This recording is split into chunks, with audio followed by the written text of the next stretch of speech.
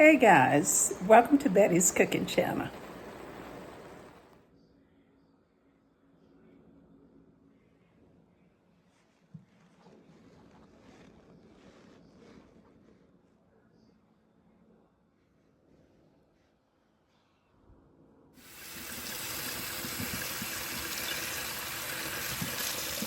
I added 1 teaspoon of sea salt and 1 teaspoon of sugar.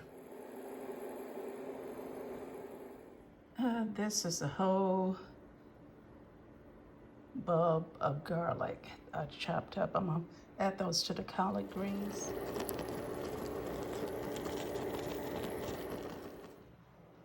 One whole onion.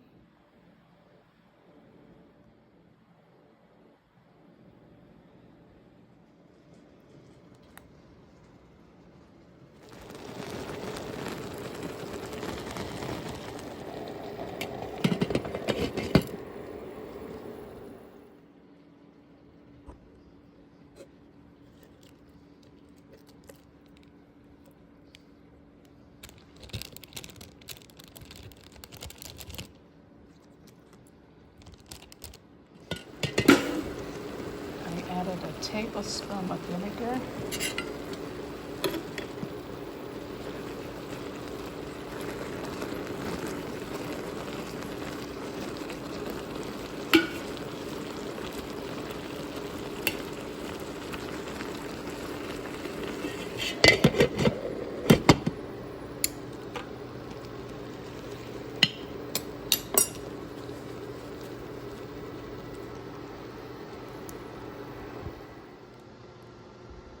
I added 2 cups of water to the greens. All right, so I'm gonna let them cook a little bit longer.